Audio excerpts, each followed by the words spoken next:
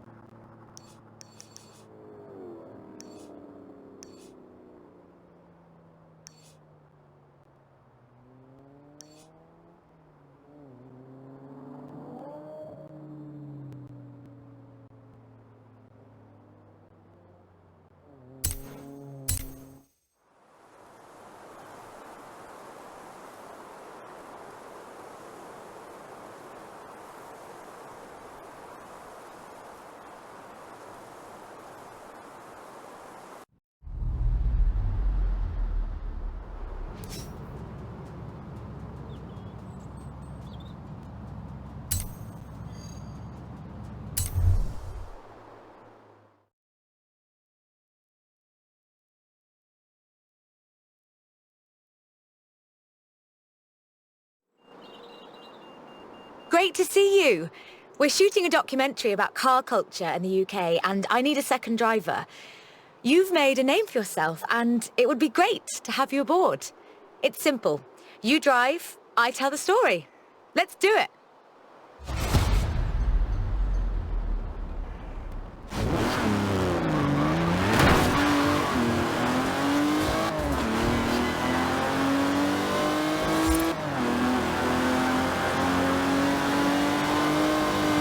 From Aston Martin to McLaren and Bentley, Great Britain is home to over a century of automotive excellence.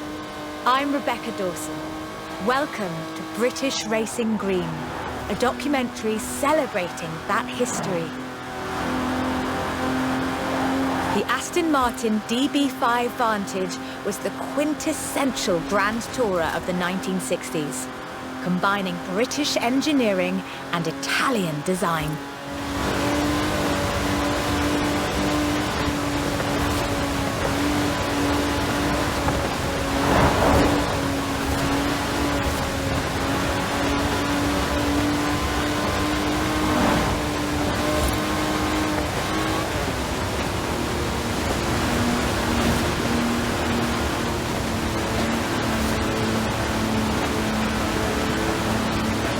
The Vantage featured side-draft carburettors and a refined camshaft profile, capable of a blistering top speed of 162 miles an hour in 1964.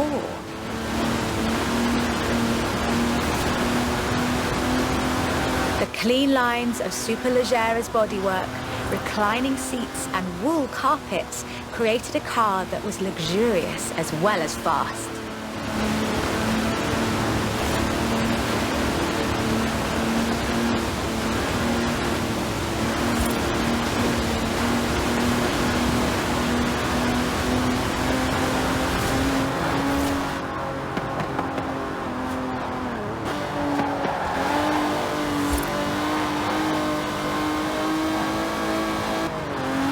This car would form the basis for the DB range, with later cars improving on the design in many ways.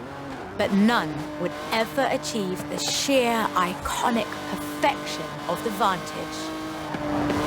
In 200 meters, turn left, turn left. For all of its beauty and engineering perfection, only 65 of these beautiful machines would ever be built. If you own one, you own a piece of British history.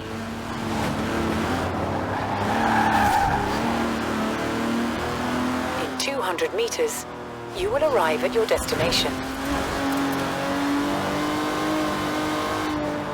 The silver DB5 would be immortalized in half a century of cinema. The classic Aston Martin.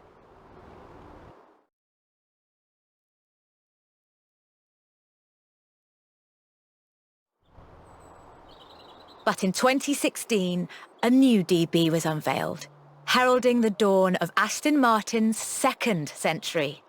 The DB11 is the first production turbocharged Aston Martin. But is it a worthy successor to that legacy?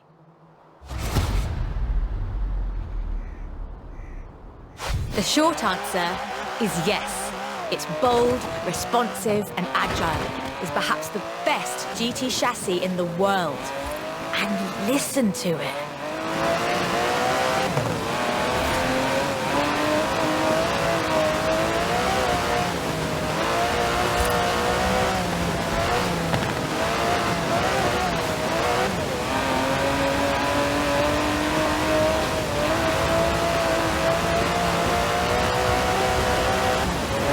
Able to hit 60 miles an hour in 3.5 seconds, the DB11's 5.2-litre twin-turbo V12 boasts a top speed of over 200 miles an hour.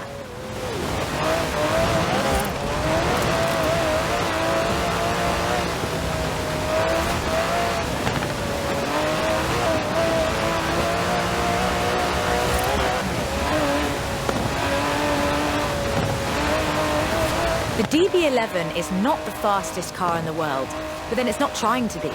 It's sophisticated, effortless luxury. It's an Aston Martin.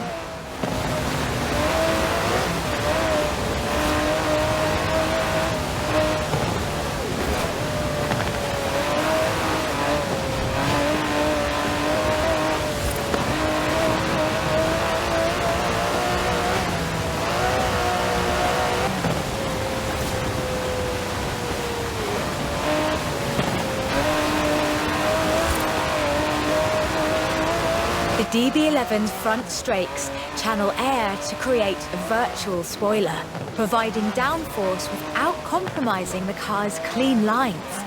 Brilliant.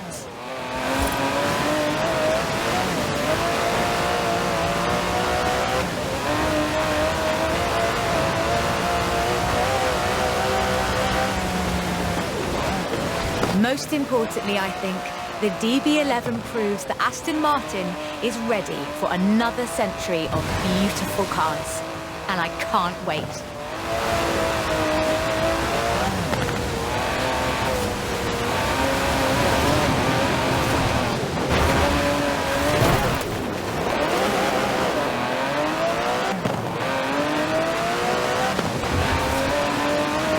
Are you all right?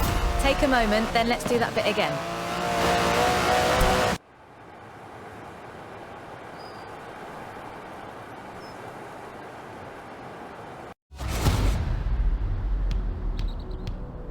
The short answer is yes.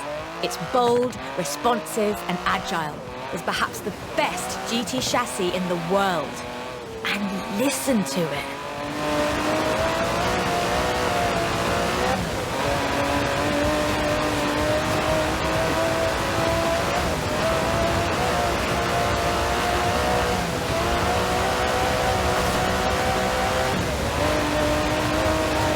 Able to hit 60 miles an hour in 3.5 seconds, the DB11's 5.2-litre twin-turbo V12 boasts a top speed of over 200 miles an hour.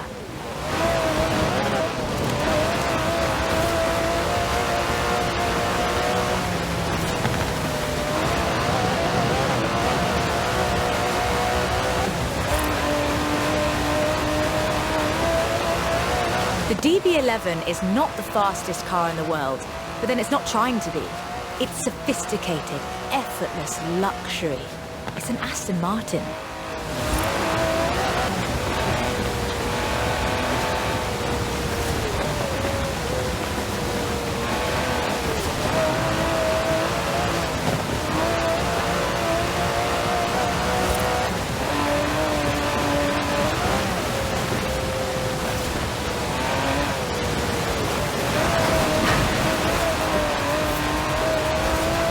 DB11's front strakes channel air to create a virtual spoiler, providing downforce without compromising the car's clean lines.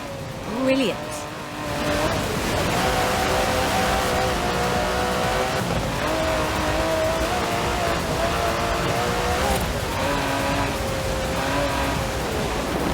Most importantly, I think, the DB11 proves that Aston Martin is ready for another century of beautiful cars. And I can't wait.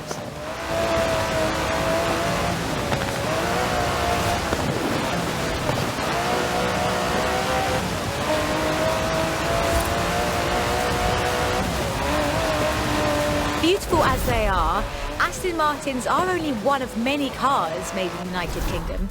Let's see what else is out there.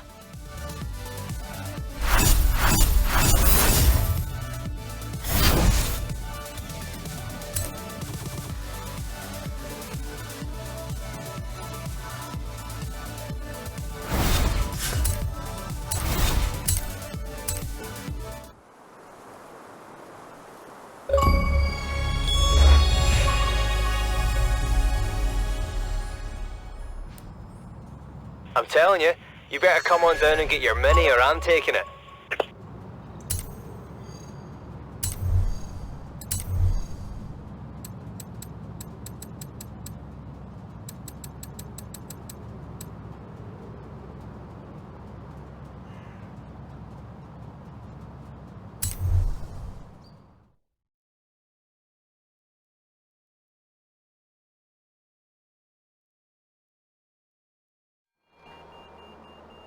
This is shaping up nicely.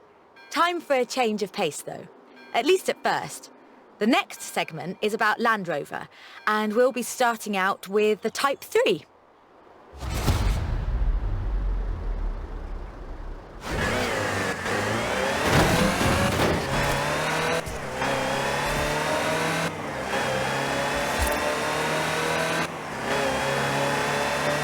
Land Rover, the British sports utility vehicle.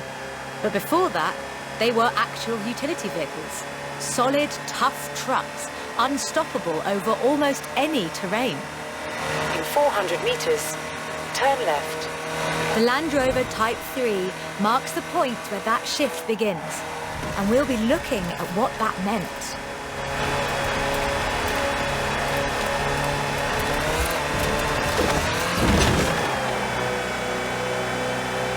Land Rovers have taken on almost every task imaginable. They've been generators, tractors and ambulances. They've brought peace and carried medicines to disaster zones. They've even been buses.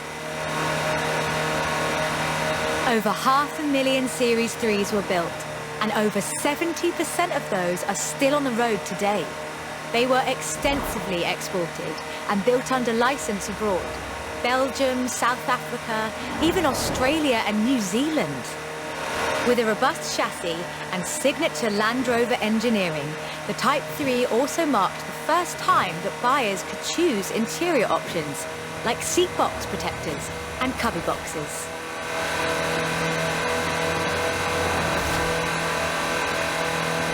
That trend continued, and by 1982, Land Rover were offering the county spec Type 3. Leisure drivers could choose from such luxuries as all-cloth seats, soundproofing and tinted glass. The trend was increasingly clear, and the future of the Land Rover was starting to take shape. If you squinted, you could already see the shape of the first sports utility vehicle, the Range Rover. While the stock Type 3 would never be particularly fast uphill, there is almost no hill that it couldn't climb. Or down, for that matter, if you've put a proper winch on it.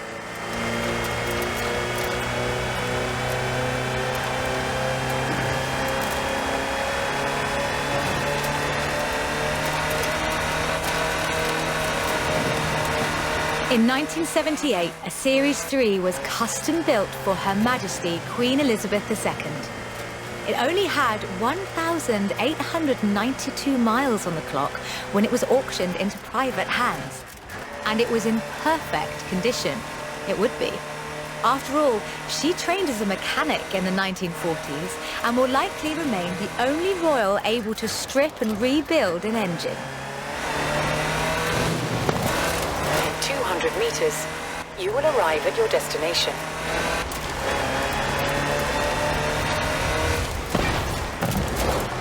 Along with the Range Rover, others would follow. Discovery, Defender, and the Freelander. Each a more sophisticated and enjoyable utility vehicle.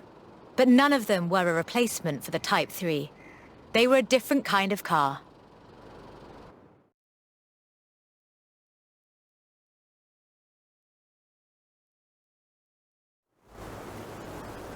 The Type 3 was arguably the first sports utility vehicle, an evolution of the design that would lead ultimately to this.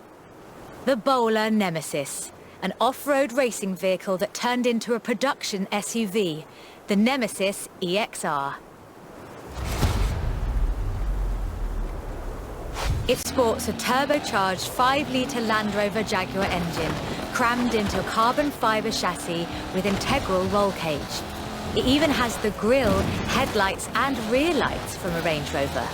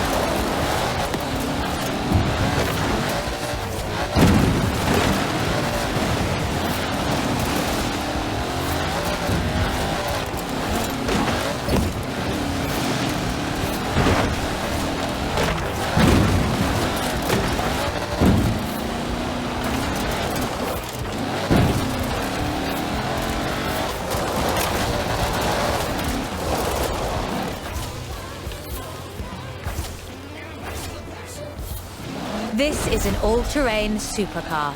That's the only fair description for this. But that's what you get when you build an SUV with Land Rover DNA.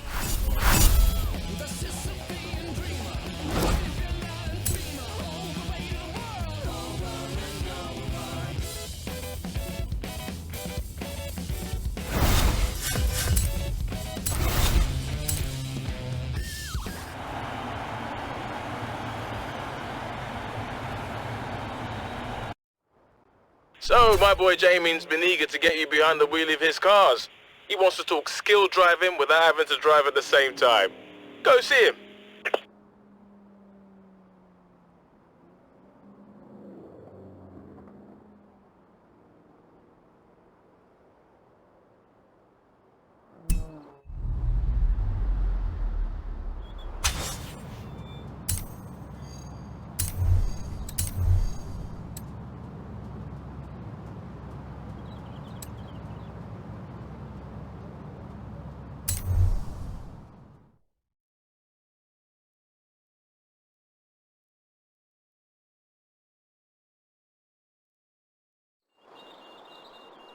Hope you're enjoying yourself. I know I am. It's great to be able to just focus on telling the story while someone else handles the driving for once. Let's get to the next one. This time, it's Lotus.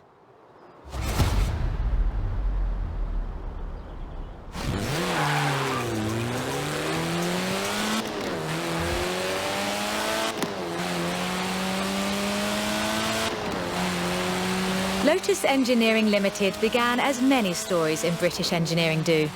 in an old barn. The first Lotus cars were offered as kits. You built them yourself. From 1962, they began to actually build the cars themselves. The Elan Sprint showed exactly what they intended to do.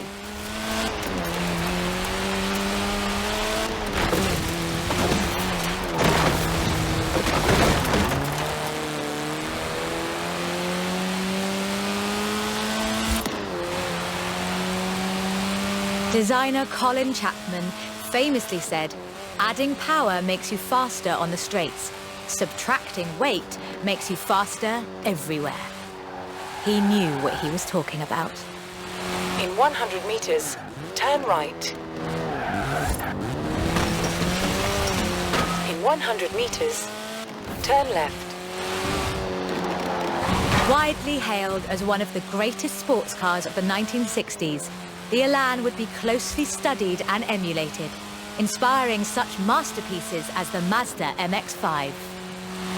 The Elan has all the energy, style and enthusiasm you would expect. Bold, quick and fun. So much so that they put it in the name.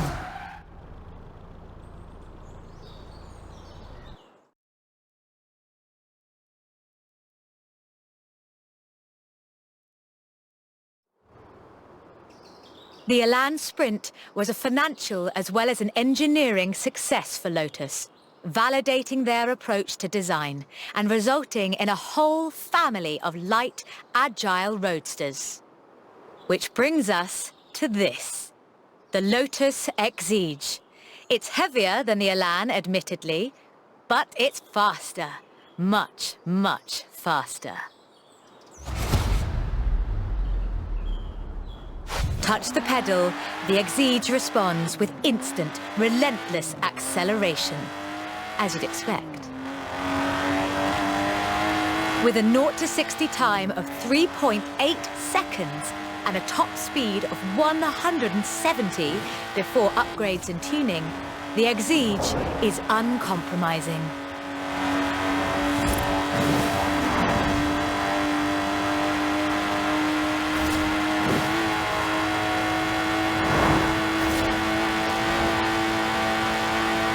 And there's no power steering, so you can really feel the road.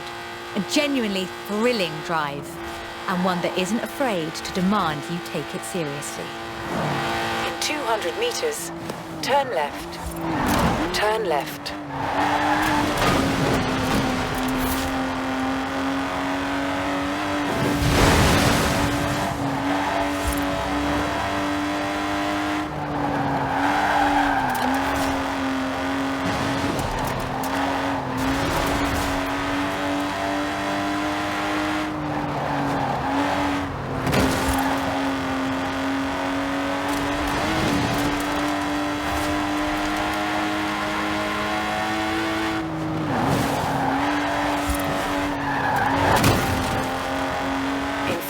Meters, you will arrive at your destination.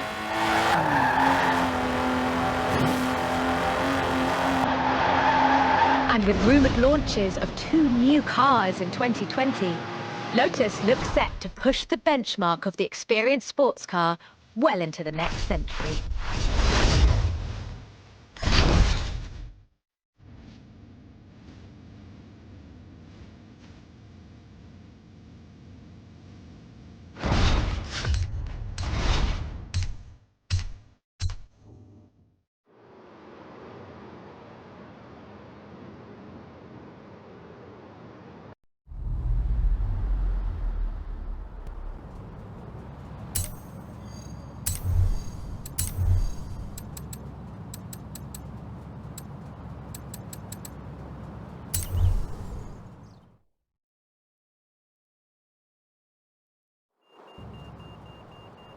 Done much rallying?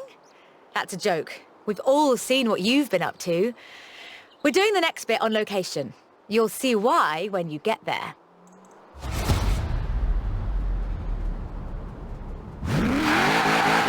Turn around when it is safe to do so.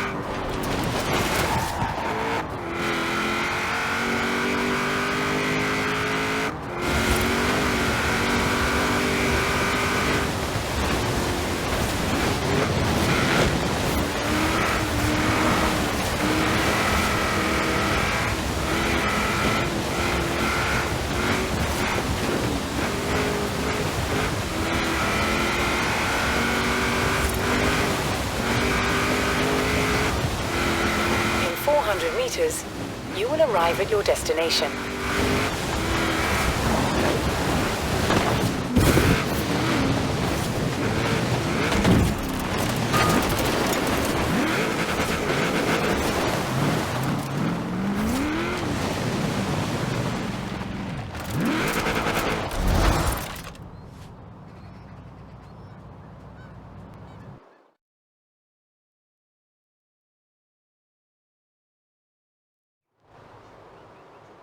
Ford, that most American of cars. But the Ford Escort, oh, that's British. And more than that, the Escort would become for many synonymous with Group B. In the 70s, Ford had embraced that destiny so firmly that they'd begun their own championships to find new drivers. Drivers for cars like the RS 1800.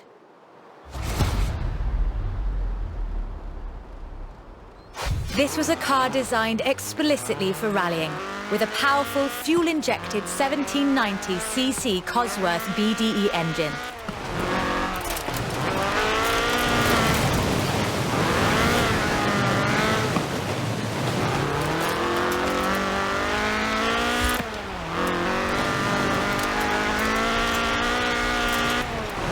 Homologation rules required that all cars entered into the Group be production.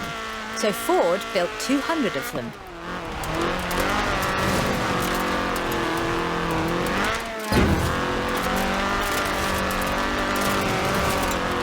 The RS 1800 raced to victory after victory across the rallying world, on almost every continent and across every terrain type imaginable.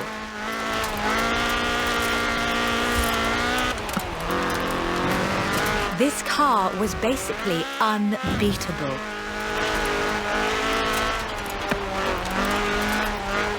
The RS 1800 brought home 17 World Rally Championship victories for Ford.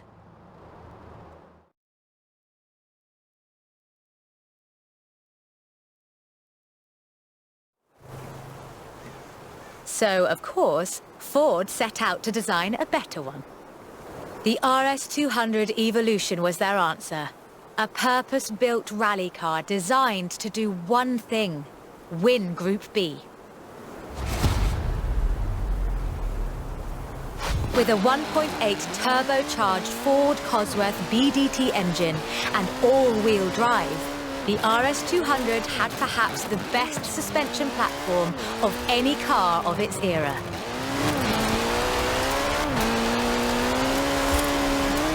The chassis was fiberglass from Reliant, and a massive Ford parts bin was raided to give the car that iconic look.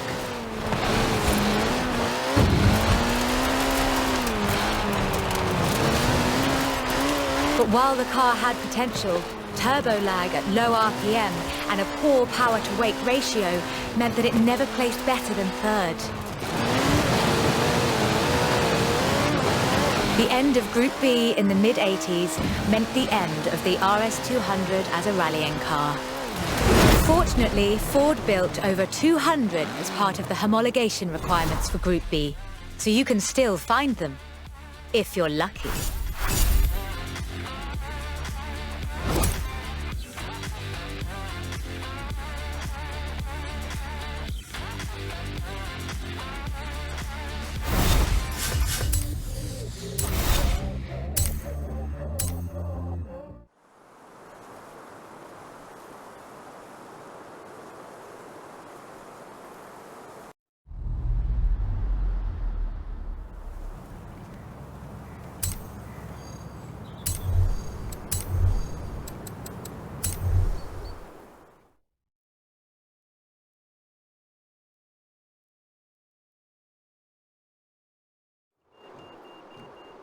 You know, I really like this car. Not that I'd want to drive it for too long. Squeeze yourself in there and let's see just how fast you can make it go. Which won't be too fast. But hey, I could be surprised. The Peel P50 has the dubious honour of being the smallest production car in the world. A one-door microcar coupe. featuring a 42cc air-cooled engine capable of a heinous 38 miles an hour. And a handle so you can pick it up and carry it with you when you get to work. And keep in mind that this is the production version. The prototype had the single wheel at the front. Why would you think that was a good idea?